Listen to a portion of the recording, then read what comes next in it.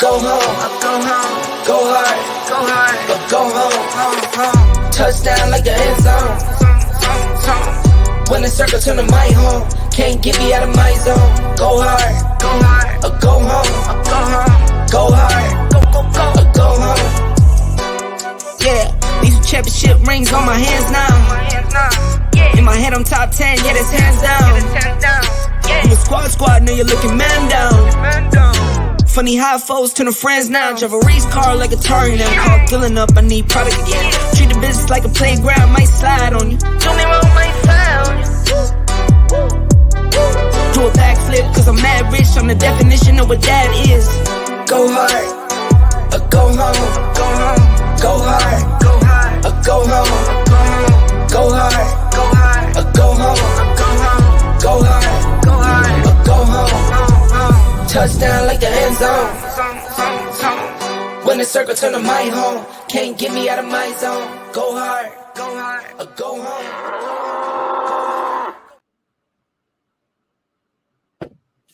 Welcome to another week of the Longhorn Fan Battle Podcast. I'm overwhelmed with excitement. It's me, Tim Wayne. I got my boy Gandhi, aka Harish. We about to get into it. We want to get straight into it. Listen, we're less than 24 hours away. We're less than 24 hours away from game day. It's been so long. Game day is actually 6.5 hours away. Kickoff is about 21 hours away. Excuse me. Whoop, almost dropped the light here. I'm that excited. Listen, we want to cover some things.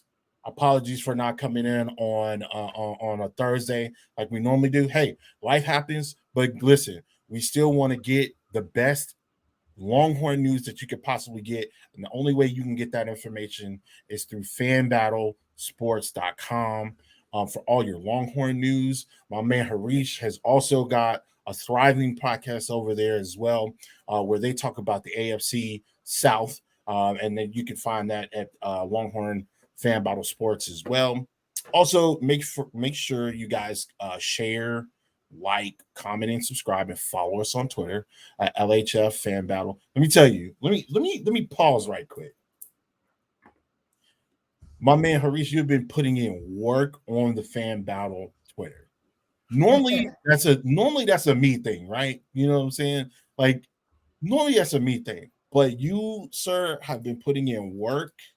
I also want to thank you for putting in the work to get some potential guests in line. You're really good at networking. That's one of the things that are one of your strengths, right? I think you do that very, very well.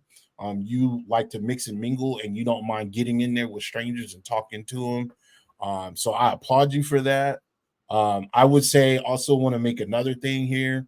As I'm giving you all this praise, I don't know if you guys know. Again, me and Harish have known each other for a very long time. And we've had some really, really good debates about sports, whether it's been on the phone, whether it's been on an Xbox, whether it's been in person, or even at a Pluckers with an ex-Longhorn. That podcast that we did with Steve from Fanatic Perspective is probably one of the best sports conversations I've ever had, like hands down. Yeah, that was a lot of fun. And shout out to Steve from Fanatic Perspective. Right. If you guys not had a chance to check it out, he put out his preview with his co-host Tran. Fanatic Perspective, they have their preview for Texas versus Rice. Yeah, absolutely. You know, networking is something, and just talking to people is just something I like to do. Right. When I can do it behind a screen with no face, it's a lot more fun. So it's and it's also a lot more easier. So, right. Currently lining out some more guests for the show. I've got another one that we're boiling up right now. If you are an Austin local, if you know the Austin sports radio scene, you've followed it, you've been in it, you've listened to it, you're gonna enjoy our next guest on the show. I mean, when you sent that message last night, not necessarily confirming, but just like, hey, this is a possibility. I really got excited because this guy's been a part of an Austin staple. But yeah, I just want to give you a praise, not only behind, but definitely in front. Like you've definitely put in a lot of work, and I just want people to know that you are one of the main reasons on why we look like this. Again, thanks to Fan Battle Sports for allowing me to jump on the team. I'm really appreciative, and I'm glad to be here. But let's get into the nitty gritty. Over the night, strikes again. It struck again. And I mean, this was like a thief in the night. When did I send you that message? Like 2 or 3 in the morning? Like it was late last night. It was late. It was rather late. Well, we've got a couple of, I would say, weird teams, just not what I was thinking. Geographically speaking, we have some teams joining the ACC. One was Stanford. SMU, Southern Methodist University, which is in Dallas, or SMU for those who don't know. And what was that third one? I can't remember that third one. Cal. So they will not be joining the Big 12, which I thought that's what they should have done. Or even trying to see if they can get into the Big 10. Obviously, the Big 10 doesn't want them. So now they're going to go ahead and jump over from one coast, from the West Coast, hit SMU while you're on the way over there, dead center in the middle of this. Pick them up, and then head on to the Atlantic coast. When I tell you these conferences are getting more and more weirder looking by the day, you know, one of the things that we harp on, and I've definitely harped on, is tradition, right? Well, it looks like based on how this is going, because even with the teams still kind of staying in the region, you could still kind of have those, you know, those regional matchups or those big time rivalry games. From the looks of it, this is kind of going out the window. You know, with Cal jumping over into the ACC, and with SMU, and along with Cal, SMU, and Stanford. I'm sorry, I keep forgetting them. Them jumping ship. You know, I don't necessarily know if Cal is going to continue to try to do a one-and-one with UCLA. I'm sorry, not UCLA, with USC.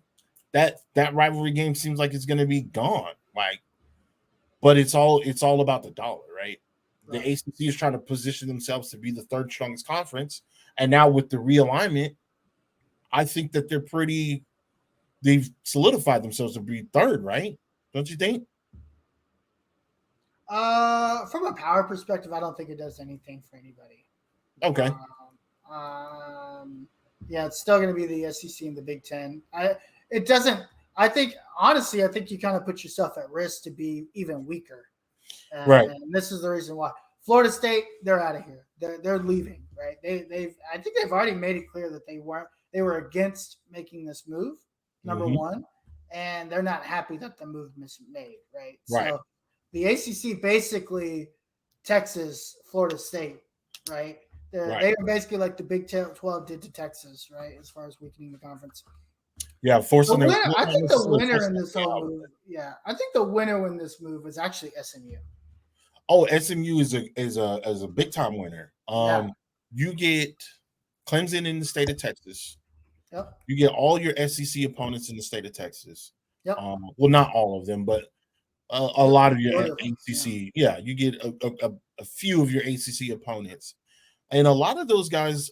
I mean, and Harish, you can tell me more because you've lived on the East Coast around that fall time, for a period of time. I was like 4 years old. Right, but you still if it was hot or not. You've been over there. It's cool right now. Yeah, definitely. Right. It's definitely not 102. Tomorrow the game's gonna be at 2:30. It's gonna be 102, 103 degrees outside.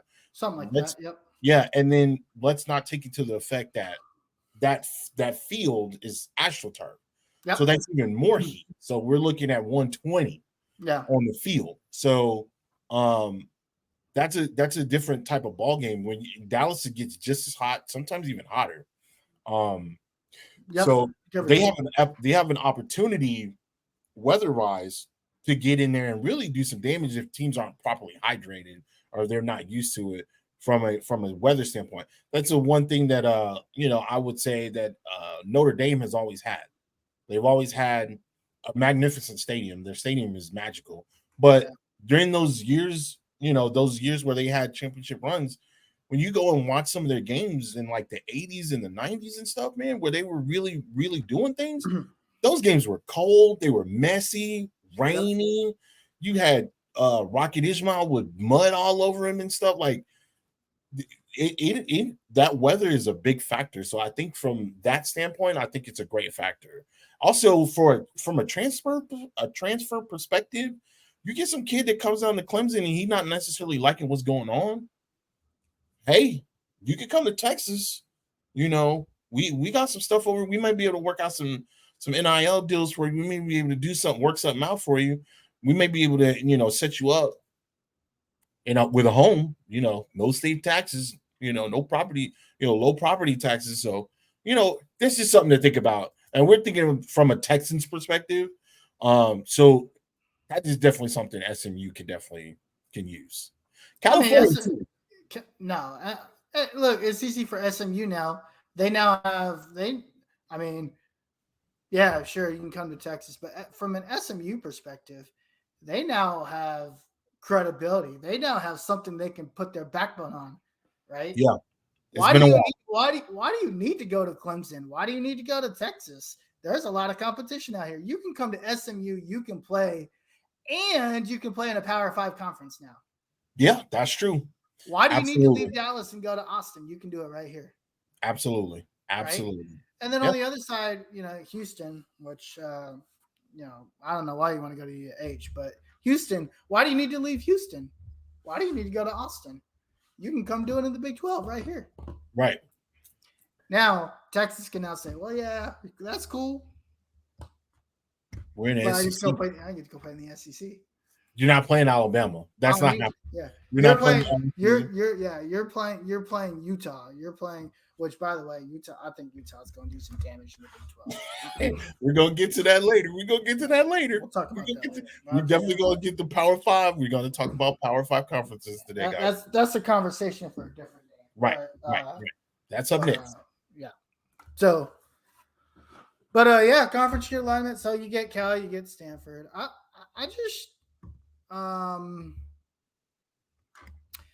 don't think it makes geographically. This is absolutely stupid. It doesn't make any geographical sense. But yeah, that is true. But even if you think about the Big Ten, though, I mean those moves didn't make any sense geographically either. No, not at all. It's all about money and exposure for these conferences. Mm-hmm. It's now a race, right? Who's going to be first to get the best, right? Right. And it's basically that's all it's turned into. So I think SMU probably benefits more than anybody else. I don't think, honestly, I was surprised Cal or Stanford even cared. Really? From a football perspective, Stanford and Cal don't care about football, man. They care about athletics. So here's the thing. Stanford, first off, Stanford's baseball team, Stanford's volleyball team, Stanford's swim team, they're all very good. So like I know we're talking predominantly football, but they do have other sports that they are dominant in. Football dominates everything, and they don't. Football does dominate everything. It does generate the most money, predominantly in these bigger schools. That is true. I'm just thinking outside of the box, right? You're just like, Stanford sucks. I'm just like, yo, let's bring it in. No. I'm not saying Stanford sucks, because they've definitely been good in football. Right. But when you talk about what their focus is and what they care about, I'm actually surprised that they even cared to be in a power conference. I think maybe it was just about staying in a power conference because they were already there. Right. But at the end of the day, but hey, profit sharing could also be a big part of this, right? You want to keep money generated coming in. I think that makes sense as well. But geographically, this is a stupid move from all teams. For the ACC, I guess, gets West Coast exposure, but right. Again, listen, at the end of the day, nobody's staying up to watch Cal versus Duke. I'm sorry, it's just not going to happen. Nobody cares. All right. Well, we just wanted to again fill you guys in on that. It's definitely something that we have to cover. Anytime you have conference realignment and it just kind of happened out of nowhere, again, it was very late. I definitely should have been asleep. You were probably asleep, which is crazy because you're normally up all night. No, I didn't go to sleep till about 2 last night, and I was up at 5:30, so I had to go make sure some documents were in line so I can go to Mexico this weekend. Yes, sir. But yeah, so anyway, moving right along, we're gonna get to the meat of the show, and we're not gonna harp on it very long because, of course, we have other things that we want to get to. But we do have the conference championships that we would like to go ahead and predict. Now, have you put? How do we want to start? We want to go in alphabetical order? Do we want to do ACC, Big 12? Just go regionally. You start west to east. Okay. So we can start with the Pac-12. Yeah. And who do you have in the Pac-12? And guys, we're only focusing on the Power 5. We won't be focusing on any other small conferences or anything like that. If they make any splashes or make any moves, definitely we'll talk about them as that happens throughout the season. But for right now, we're going to be focusing on just the Power 5 and the playoffs. So, my man, give me who you have. Who do you have winning in the what is that? The Pac-12. The last year of the Pac-12. I think it's pretty obvious. I'm going to take USC and Utah. Okay. And then I'm actually going to take USC winning the Pac-12. Really? Yeah. Really? Okay. Well, I have the same. I have USC and Utah. I think they're the predominant favorites. I do think if USC slips up, you guys should definitely look out for Oregon. They do have a lot of weapons. Bo Nix has been there for 40 years now. So he's gotta be there. It's been there it's actually what is this his third year there? Second year there? It's his third year there. He spent 2 years at Auburn, 3 years at Auburn, if I'm not mistaken. So this may be like his 6th year in like college as a quarterback. Yeah, because he was at Auburn for 2 years, I think. Yeah, maybe I think one of those years, I think it was 3 because I think one of those 3 years was the COVID year. Yes. So he got that 1 year of eligibility back and then transferred over. Yeah. That's the thing with a lot of these guys that have been there for like 4 or 5 years now. That COVID year, a lot of these guys are still taking advantage of that COVID year. Right. They got 2 COVID years. Yeah, and you know what? I'm happy that these guys have been able to take advantage of it because it just helps them go out for it. in the long run. one, if you can continue to play at a high level and you don't have to worry about, Yep. the pot, like as much as if you can build your draft stock up, if you want to go to the next level, take as much time as you can. You know what I mean? Absolutely. Especially if they can get as much tape on you, even if you get drafted in a lower round, like a 5th or 6th round, they've got tape on you. They've got enough tape on you to be like, we know what you can do very well, and we know what you can work on. And that sometimes that's a really good thing.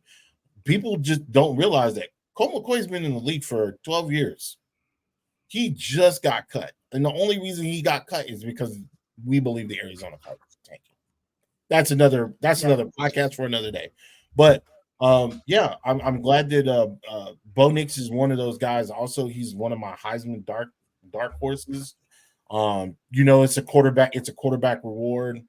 Definitely think Bo Nix, and I think the Pac-12 has collectively, they have the best quarterbacks in the league. Yes, they have the best quarterbacks. The other team I'd look out for is Oregon State.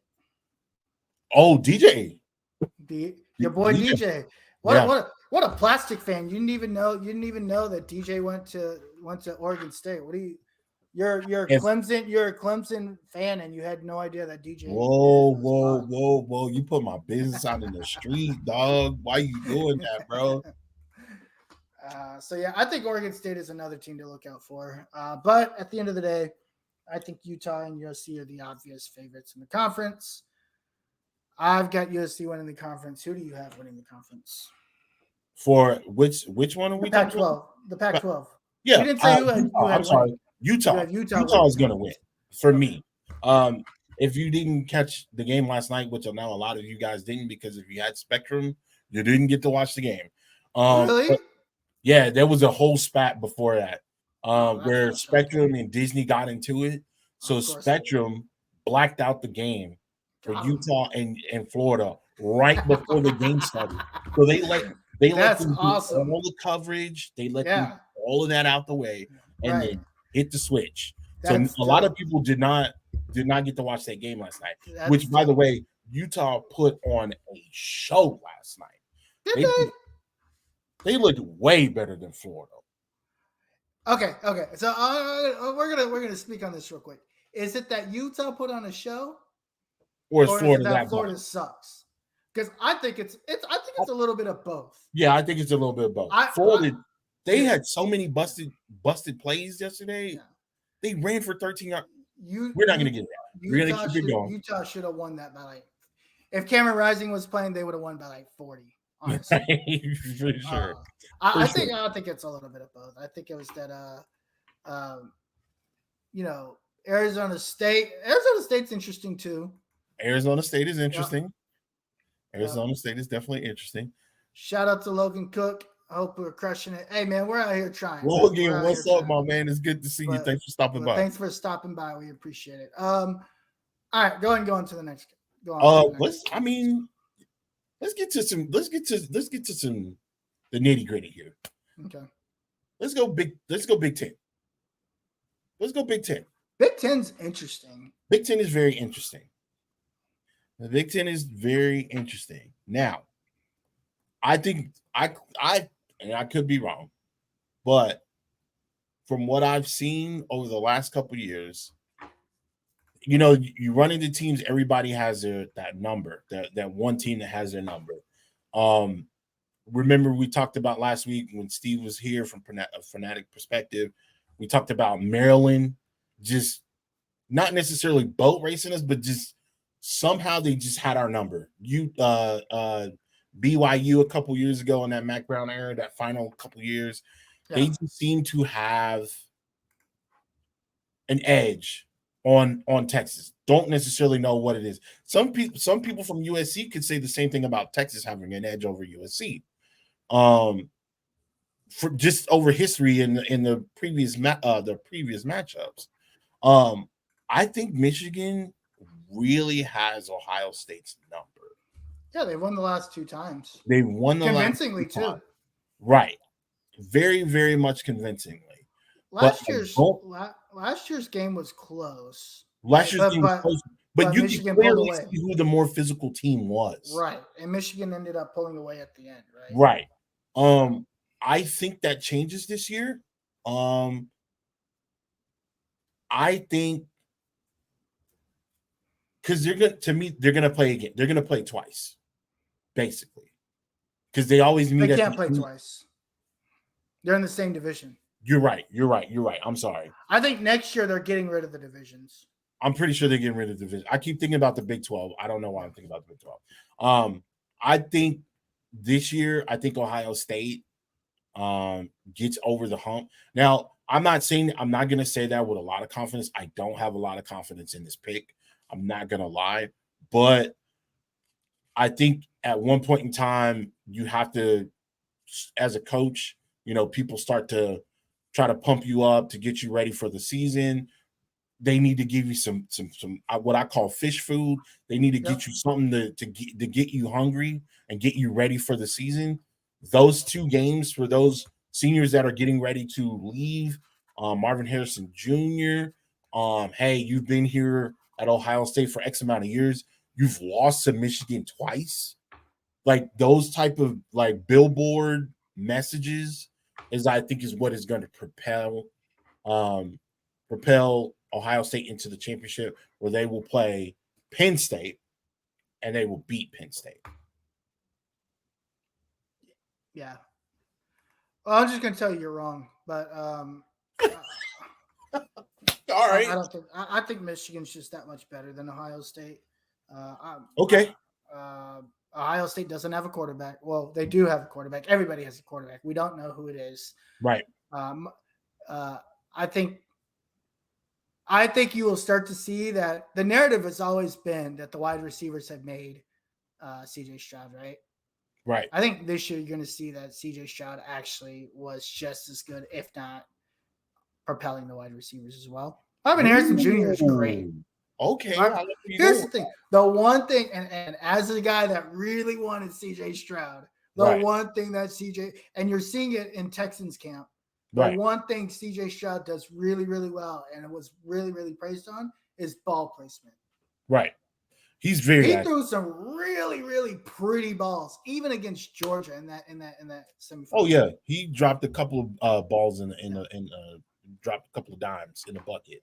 You're going to start to notice this year that it wasn't just the wide receivers that propelled Ohio State. Man, it was CJ Stroud as well. That's a hell of a statement, my man. With that being said, I think Michigan runs away with that division. So wait. One team I would look out for is Penn State, and if Penn State can win one of them, because they play both, they play Michigan State and Ohio State. Right. Penn State actually has a really good quarterback. Have 2 really, really good running backs that are coming back. Right. They've got a defense that they can build on. Right. And playing in Penn State. Aren't they playing Ohio State and Penn State? I was just checking the schedule. I think they go to Michigan. Okay. But then, no, they go to Ohio State. Then Penn State goes to Michigan, I believe. No, they're home versus Michigan. They go to Ohio State. So we'll see. And I think against Ohio State last year, for the most part, they were actually leading that. Yeah, for the most yeah. part. We watched the game together, if I'm not mistaken. Both games they were actually in control of, and then they lost both of those games. Right. The Michigan game, I remember that because they just Michigan just kind of steamrolled them at the end of the game. Yeah. Like Michigan's big, they're tough, they're strong. They just lean on you, right? And that's basically what they'll do. I think JJ McCarthy takes a step forward this year. JJ McCarthy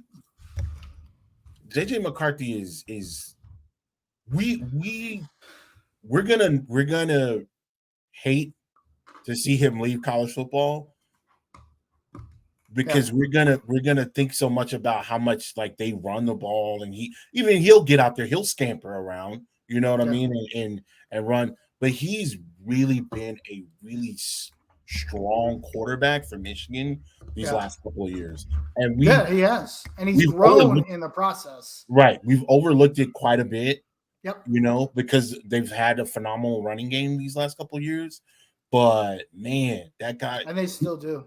Yeah, and the crazy thing is if he does decide like, hey, I'm going to go to the next level, like somebody, right now they're only talking about 2 or 3 quarterbacks.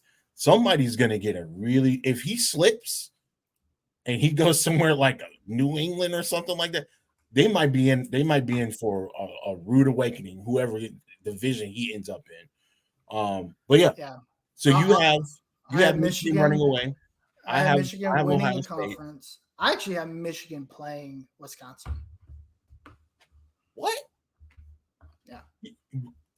Man, okay, all right. That was not what I was thinking, though. I have Michigan playing Wisconsin, and I look at Wisconsin's schedule. They don't play anybody all year. Here's who they play. They play Rutgers. They play Purdue. They play Iowa. They play Illinois. They play Ohio State. But then they play Indiana, Northwestern, Nebraska, Minnesota. They're running, right. And they have they have Lou Fickell. Hey man, Lou Fickell plays some defense, bro. Luke Fickell can get it done. You know what I'm saying? We know from experience. Yeah. I have Michigan. I have Michigan versus Nebraska and Michigan taking it, or Michigan versus Wisconsin. I was going to say, I know you just didn't say Nebraska. Listen here, Nebraska next year we'll see, because we know what homeboy Matt Rule can do in year 2 of it. Yeah, he's really we've experienced that as well. He's what he did at Baylor within year 2, that defensive line was nuts. So next year Nebraska, we'll see. But this year Nebraska, it's a little work in progress. But yeah, right. I'll take Michigan versus Wisconsin. Okay, that's cool. Next conference, let's skate on over. We're gonna go a little further east, and then we'll come back down south. I was figuring if that's what you were gonna do. All right, go for it. ACC. Who you got? Florida State versus whoever. I don't care. I think Florida State wins the ACC. You think Florida State wins the SEC? I mean, the ACC. I'm sorry. Yeah, I do. Okay. I'm rocking with Clemson. Of course you are. I'm going to rock with Clemson. I'm going to listen. And for all you Clemson fans, if there's any Clemson fans watching, welcome, first off.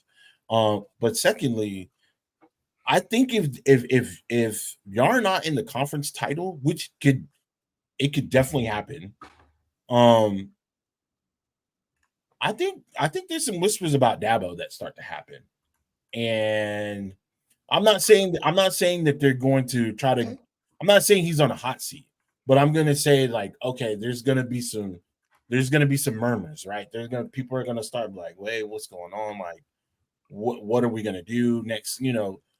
Again, I'm not saying that it's time to hit the panic button, but you're definitely going to hear some whispers, and you're definitely going to hear some murmurs. And so I think that Clemson will be able to right the wrongs. Florida State is going to be the hardest test. A lot of people are on Florida State. This is a thing. I'm very excited to see Florida State. This is a thing right now. Yeah. Oh, also they have some great alternate uniforms. Fire uniforms coming out. They do. So they got those running. But as for now, I have Clemson. I just don't see Miami doing it. So it's got to be Florida State. I think Miami's a couple years away. They got some really good talent in there in Miami. They stole some really big players from a lot of big schools. I remember they stole I want to say an offensive lineman from Alabama. They had some transfer guys. Yeah, they've been in the mix. Miami's like Texas, man. Miami and Texas have always gotten talent. They just haven't gotten the coach that can be able to put it together. Because even like right before COVID, like 2019, 2020, there were some rumors of like, man, this Miami could be back. Miami was supposed to be good with Derek King. Yes. Yeah. That was the Derek King year when he transferred over from U of H, but he unfortunately had that knee injury. He couldn't stay healthy. Yeah, that year Derek transferred to Miami. They were like ranked in the top 10, weren't they? Yeah, they were. That was hurt. They were actually looking pretty decent. until that issue. But man, I just don't see Miami pulling it out right now. Yeah. And I think everybody knows. And like I said, the proverbial favorites, Clemson, Florida State. I've seen more people picking Florida State, jumping on that bandwagon for Florida State than I do Clemson. But I'm gonna stay on the ship. Baby. I'm gonna stay on the Clemson ship, and I'm gonna rock with the Clemson ship until something changes. Yeah, so, I think I don't know. I think Clemson's are going to carry down to Cade Klubnik, Austin native, by the way. Right. It's going to come down to. It's always going to. It always comes down to the quarterback, right? But it's going to come down to Cade Klubnik. Absolutely. I think it's interesting that you say that there's going to be rumblings in Clemson if they don't do well this year. They won 10 games last year, despite everything that occurred. Right. They did win 10 games. But the thing is once you start winning, and then when things start coming below winning, then, people start to. Right now, to me, Clemson, there's 3 to 4 teams in the country that are like, you need to be in the national championship or this is a failure. And it's been like the teams every year? that we have. Yeah, it's been the 4 proverbial teams that we've seen every year. Clemson, Ohio State, Bama, Georgia.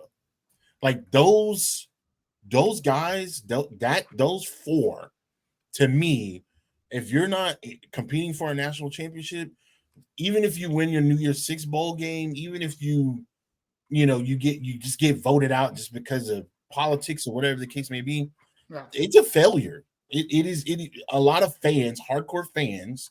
The casual fan is not going to see it that way, but the hardcore fans, and that's what these 4 teams are. They have major fan bases that are hardcore fan bases. That's going to be a failure to them. Yeah. I guarantee you, nobody's going to remember who Clemson won against, but they're going to always remember who they lost against. Those two losses are going to hurt more than anything. And they were in the last bit, before the final vote. So, yeah, I think it's fair. Yeah. So we got ACC, we got the Big 12, not the Big 12. We got the ACC, the Big 10. We got Pac-12. Let's do the SEC. Let's do the SEC. What? Or do you want to do the Big 12? Do you want to do the Big 12? No, we can do the SEC. Let's do the SEC. Yeah. I think the proverbial runaway favorite. Let me retract that. So I thought about this. I did too. This is hard. I thought about this long and hard. And I'm finally gonna say it, and I'm gonna say it with I'm gonna put my chest out there. The SEC championship game is gonna be LSU versus Georgia. Oh, I agree. LSU versus now, Bama fans, I know what y'all are thinking. I think Alabama will be in the mix until the very last week. I don't know what you got Alabama going. I got Alabama at least. I have them losing 3 games. What 3 games? We already have them losing to us. We both have them. That's 1. That's right. 1. Alabama's got to play LSU. That's 2. Right. And I think they slip up. You got an Ole Miss. You have to go to Texas A&M. Right. You have to go.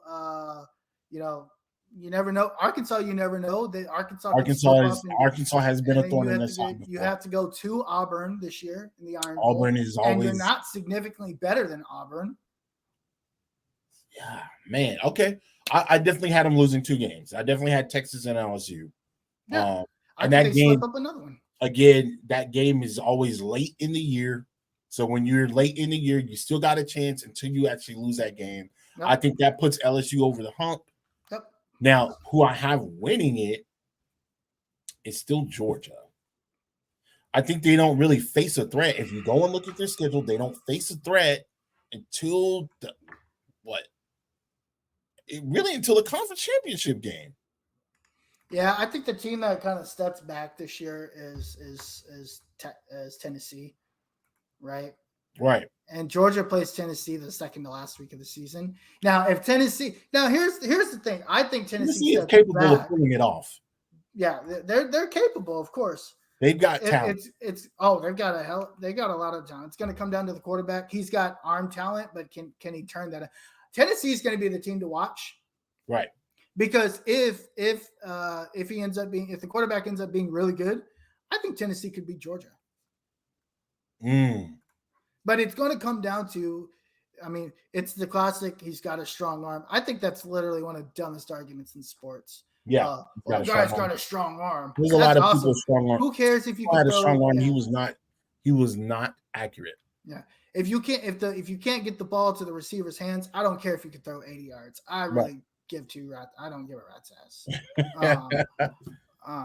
So there's that. I think it's going to be Georgia LSU. I would agree. Right. I don't know too much about Georgia's quarterback either.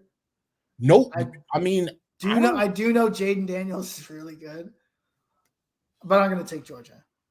Yeah, I think, man, that game on Sunday between LSU and Florida State, that's the game I'm most excited about this week. I want to see what Jaden Daniels does. Yeah.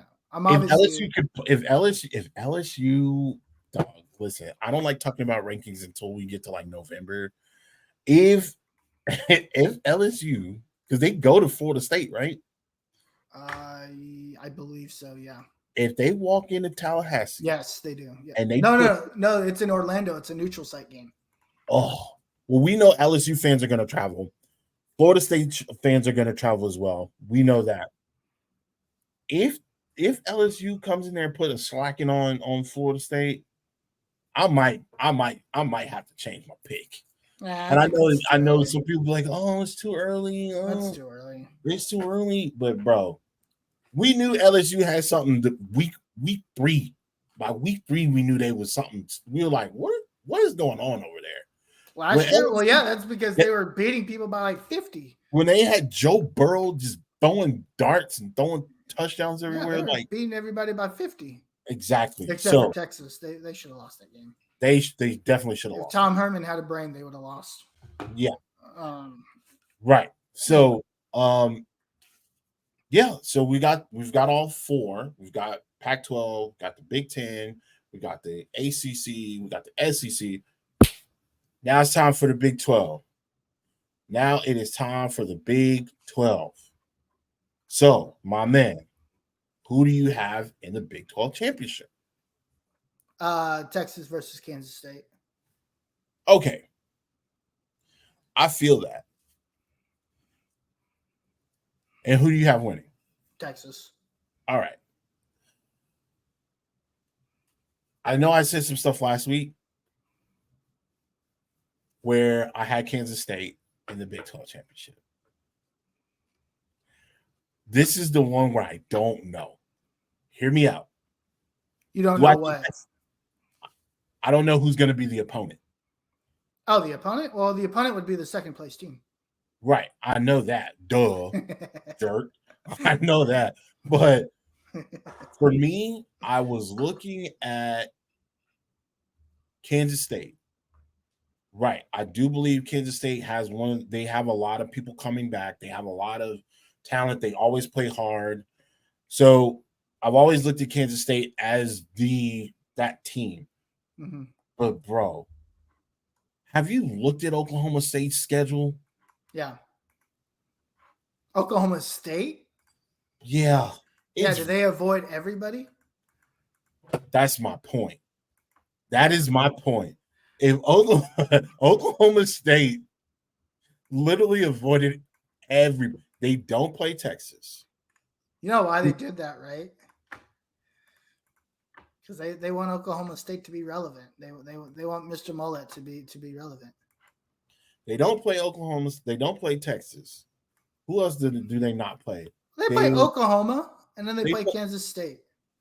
But then they play all the newbies. Right. They play all the newbies.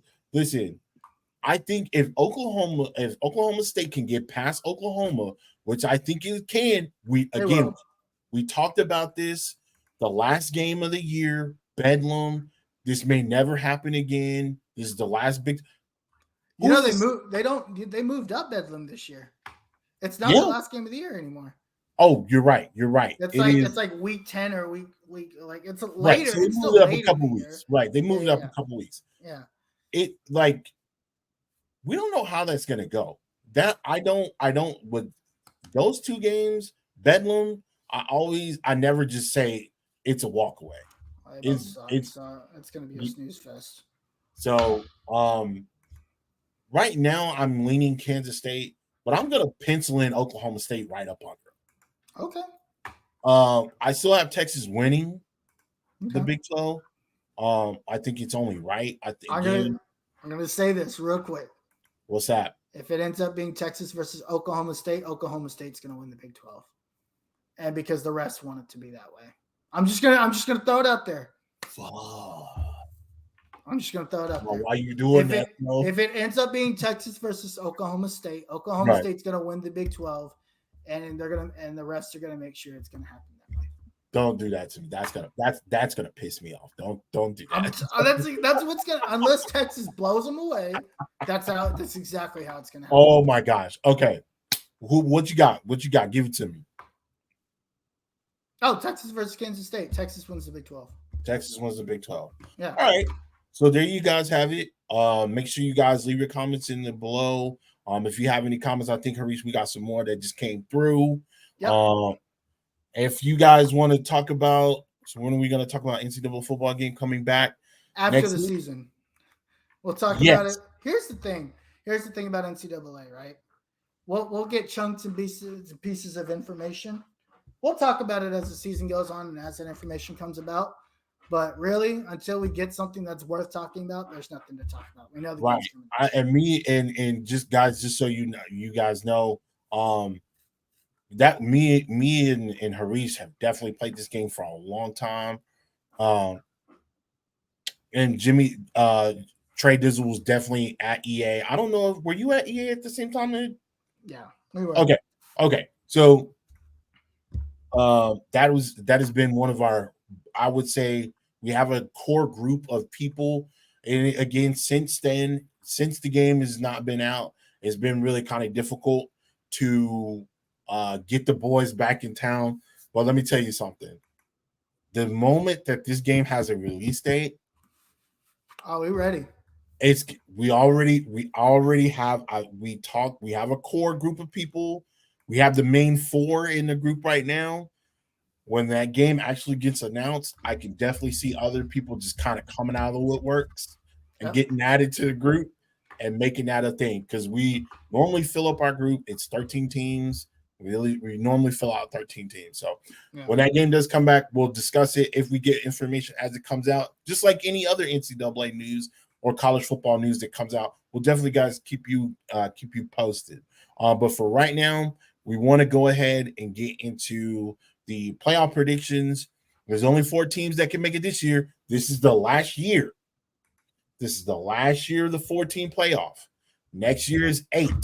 But for 12. Right now, next year is 12. Excuse me. I'm sorry, 12. Yeah. For right now, it's 4. 4. Shout out to Nova. So so now we're gonna get into our 4. My man Harish, take it away. Who do you have in your playoff? I really want to get into Texas and Rice a little bit, so I'm just going to name my 4 and we can move on. Right. I have USC, Florida State, Georgia, and Michigan. Okay. And who do you have as your national champion? Michigan. Wow.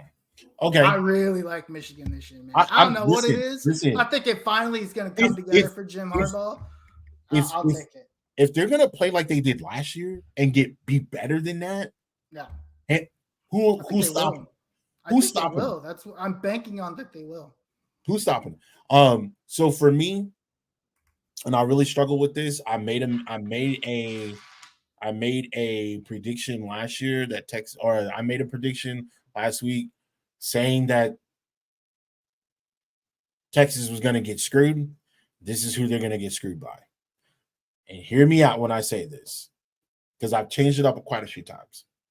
I think Ohio State gets in. I All think right. Georgia gets in. Okay. I think LSU gets in. Really? Okay. Right. So And two I SEC think schools. right. So 2 SEC schools, and I Mhm. think Michigan gets in there. I think it's another situation again where 2 SEC schools gets in there, 2 Big Ten team schools get in there, and they just clash.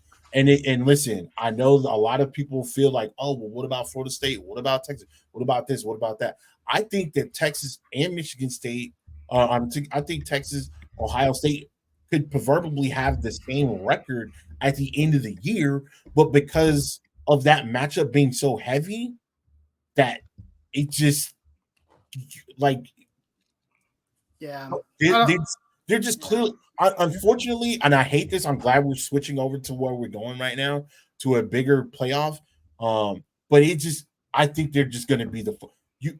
It's about the best of the best, right? And even though I think Texas will win the Big 12 championship, I don't think that Alabama loss. What we would want in our on a perfect world, we want Alabama to throttle everybody else, but lose to Texas because that makes that win look really really good. But I think, like you said, Alabama's going to have a quote unquote down year where they may lose 2 or 3 games, and that's not going to hold well. And at the end of the year, I think Ohio State, they could drop and lose to Michigan, or they could win and beat Michigan and still get in because of how significantly good they look. And because especially if it's a close game against Michigan, Ohio State, I don't see them letting Texas in over an Ohio State. I don't see them letting a Texas in with the same record over a Michigan if Michigan looks that good. I just don't see it. And there's and let's also like be honest. The ESPN and a lot of these other guys, they like to talk about Texas being good, but they don't want to see Texas being great. They want them to be good because they generate money. But if Texas is great, they generate money. If Texas is great, they generate money, but they will find some way to not let Texas into that playoff. Now, next year, I would disagree. Here's the thing: if it comes down to it, right? Let's just say Ohio State and Texas have the same record, but Texas wins the Big 12. I think they would pick Texas over Ohio State because it would generate more money.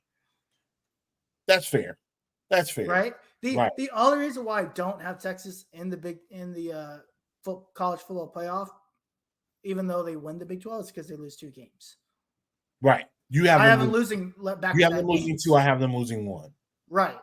In your scenario, however, I think they would pick Texas over well, you also have Ohio State in there.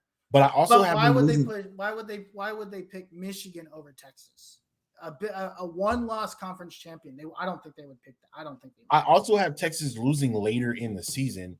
Doesn't matter. Right. They end up winning the Big 12 championship. They do end up winning the Big 12 championship, but the way that the scheduling is set out, the way the Big 10 and the Big 12 matchups are played, the Big 12 matchup is always early. It's always early. It's going to be December 4th or 3rd or something like that. Big Ten championship is going to be the Big Ten and the SEC championship games are always the night games. That's going to be the last thing that we see. So, dude, TCU just made it after losing in the Big 12 championship. That is true. They lost the morning of. That was their. People forget Kansas State won the Big 12 last year. Yeah, people do forget that Kansas State won. And I think Michigan and Ohio, Michigan ends up winning, right? The Big 10. Mm-hmm. The last game, Georgia crushed it, and TCU still gets in. Right. They still got in, losing the morning of. Yeah, you're right. Right. I think that there's proverbial hate against the University of Texas. There's always going to be proverbial hate. That's why we're so great. From a coaches and. I don't feel like I just feel like they love those teams more. They got more of a feeling or more of an affection for those big name brands. Not discrediting Texas, not saying that Texas isn't a big name brand. They are the biggest brand, but For some reason, when it comes to football, they love those brands. Anyway, let's move on. My national championship, my national champion. I forgot to put my national champion. My national champion, believe it or not, I think it's going to be Ohio State. Yeah, and we can move on. Yeah, I think it's going to be Ohio State. Let's get to the nitty gritty though. Real quick, I'm going to address this comment. Did you see the questionnaire they sent to colleges for it? Yeah, I mean, they sent out a questionnaire in July. They want teams to send out their rivalries. Look, EA right now is in a mode of trying to get all their information together. They're trying to just make sure everybody provides all the information. There's still the whole NIL thing, player likeness. I think there's a lot of stuff that's up in the air. Like we mentioned earlier in the show, we'll talk more about NCAA game. Trust us, we will talk about NCAA when NCAA news is available, right? Hell yeah. But we've got one last thing to talk about. Texas plays in 20 hours or so. We've got to talk about Texas versus Rice. Right. I'll let you take it. Okay. Here's a question that you probably cannot answer because you won't even think about it. But this quarterback has played Texas 3 times. Can you name the starting quarterback for the Rice Owls? BJ Daniels. Okay, I didn't think you was gonna remember that. That's the clown show. That was the quarterback at West Virginia. JT Daniels. JT Daniels. Yeah, there you go. JT Daniels will be starting quarterback. Yeah. He's familiar with Texas. He played at Georgia. He played at West Virginia. And now he's going to be playing at Rice. And get beat by 50. And they're going to get butt Rice. I think they will, Rice will pull out the guns. They'll throw their little fancy stuff out there early, which will shake up Texas a little bit. But once they settle in, boat race. I think it's a boat race. Honestly, by the middle of the fourth quarter, end of the third quarter, maybe even the beginning of fourth quarter, I think there'll be a big enough space to let some backup guys get some backup guys in it. And I believe it's going to be Malik Murphy time. I agree. I think Malik Murphy's the backup. I think it's going to be like in the second quarter. I think this game's going to be over really quickly. It's almost like a preseason game, right? I think the Texas offense gets one quarter. It's probably like 21, 28, nothing, maybe 35. I think they get up out of there. They take their bags and they sit down. I think you'll see a lot of Malik Murphy because I think he's the backup. I definitely think we're going to see a lot of him. I can't wait to actually see him. We already know. We never really seen him play. Yeah, we never seen him play. We know what the other quarterbacks can do. We know what 3 can do. We know what 8 can do. We know what Ja'Tavion Sanders can do. We know what those defensive backs are going to do. Another guy I definitely want to see, Anthony Hill. Yep. Of course, I've been a big Cedric Baxter fan.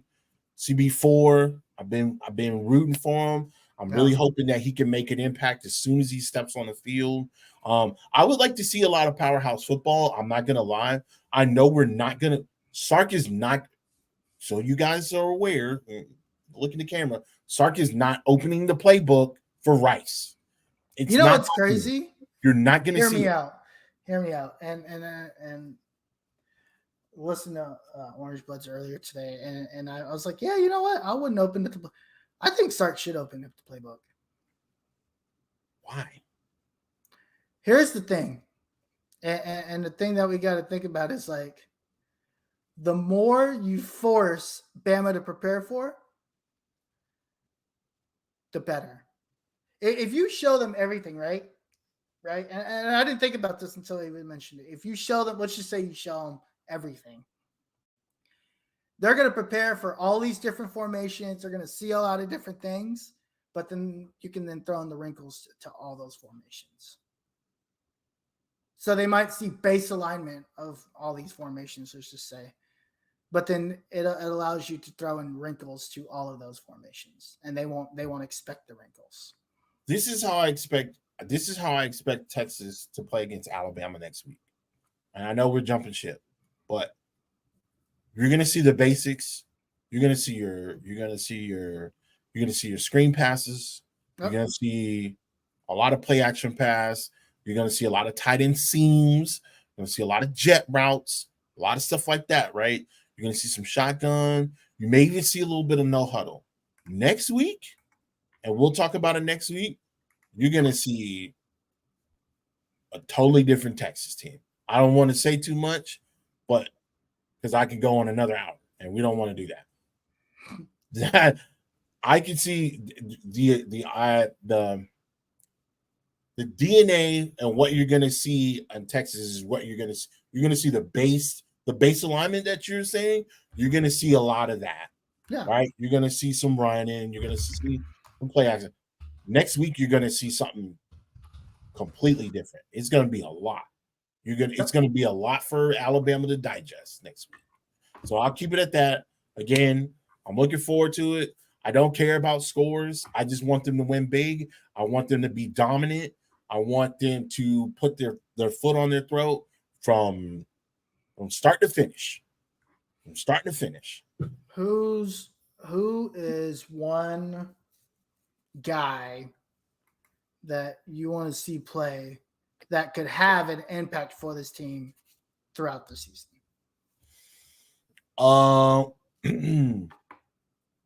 For me, I'm gonna stick with CJ Baxter. I want to see how what is he gonna do? Is he gonna be a power back? Like, I don't necessarily know a lot about him. I've seen highlights of him, and he's usually just outrunning people. Like, how are they gonna get him into space? Are they gonna? I know he can catch. I know that's one thing that he can do. That was one of the big things they were talking about. Like him, he's very versatile. He can get out. He can do a lot of things.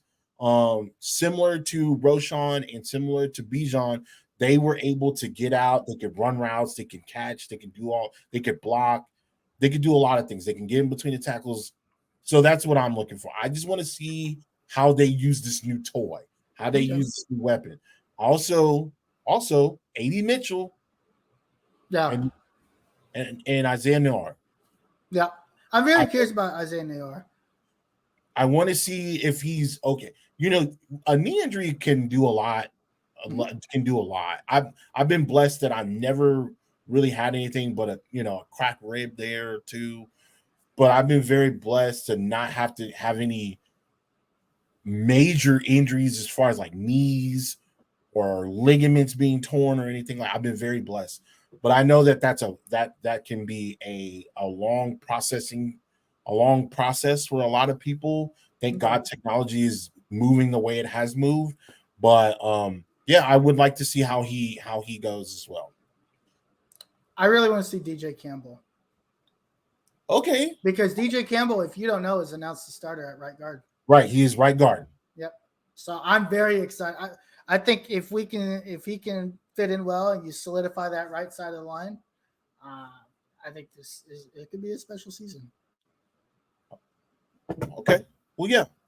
All right. Well, did we happen to have anything else? Did we have anything else that we want to cover before closing out? No, hook 'em. I'm ready to roll, man. I'm ready to run through a wall right now. I'm looking forward to College Game Day coming back. Yep. I'm looking forward to seeing. I'm hoping Lee is there. I'm hoping Lee's healthy and is in good shape. They brought in Pat McAfee as a permanent spot guest host or commentator. So I'm looking forward to that. Man, we get a 3-day weekend. We get football for 5 days. We started out yesterday and we're going to Monday. So I'm looking forward to it, guys. Again, hook 'em. Let's beat Rice. Let's move on to Alabama. But let's make sure that we take care of the let's take care of the guys first. These guys first, which is the Rice Owls. So there's a 2:30 kickoff tomorrow. It's going to be hot. So if you're out there and you're tailgating, make sure you drink your water. make sure you put down them beers. If you need to sit down, take a seat, because that's important. Make sure that you follow us on fanbattlesports.com for all your Longhorn needs. Also, like I said, my man Harish has got, if you're into the pro game and the NFL game, He's got a podcast where they talk about the AFC South, and they have the AFC South Fan Battle podcast. So make sure you follow and subscribe to them. Make sure you follow us on Twitter at Longhorn Fan Battle. Like I said, my man has been doing great work, and we do engage and talk to people. No matter what team you have or what your favorite team or what team you hate, we'll talk to you. We'll talk college football. We'll talk it all day. So just make sure you guys like, share, comment, and subscribe, please. It really helps us out a lot. Anything else, my man? Hook 'em.